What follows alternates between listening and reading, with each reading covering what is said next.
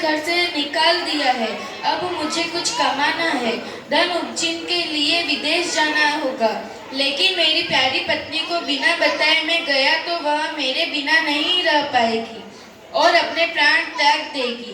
पहले मैं ऐसा करता हूँ, हस्तिनापुर जाता हूँ, अपनी प्यारी पत्नी को सारी बात बताकर ही जाना उचित रहेगा। हाँ, यह ठीक रहेगा।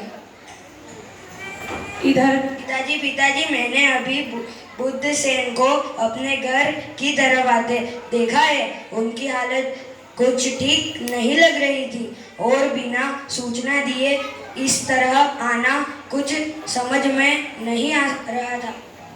मनोवती बेटा, वे कुछ जरूरी काम से आते होंगे, तो उनसे कुछ सवाल मत कर लेना।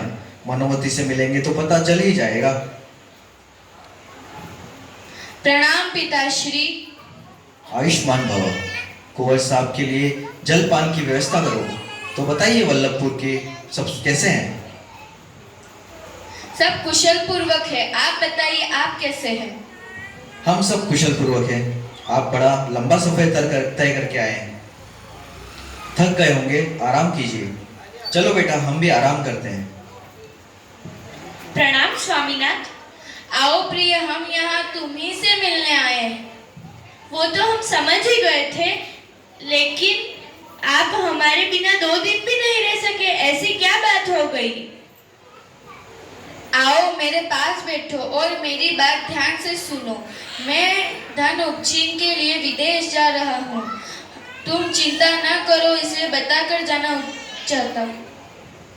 हमारे घर धन की कोई कमी नहीं है, आप बाद में चले जाना। नहीं प्रिय, मुझे अभी ही जाना होगा।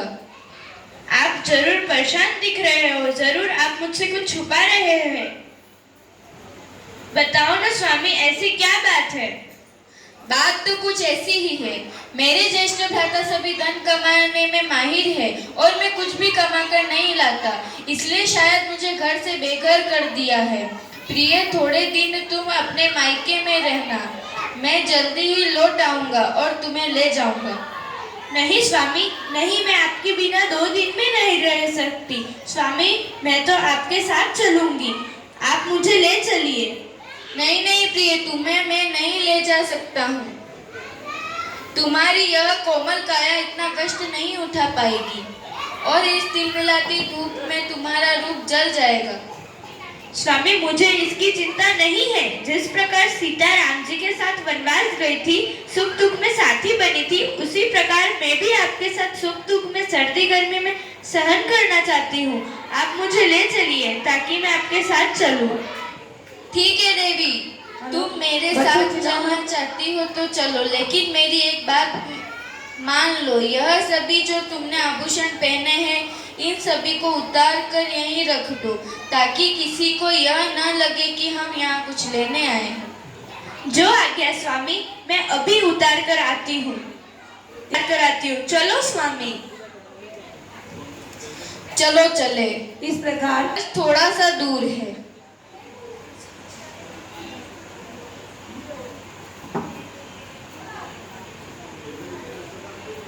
घर से निकल जाती है अपने पति के साथ, और उसके पास खाने को भी कुछ नहीं है, पहनने को भी कुछ नहीं है और चढ़ाने को भी कुछ नहीं है, और साथ में उसने दर्शन प्रतिमा का व्रत और गजमोती चढ़ाने के नियम लिए।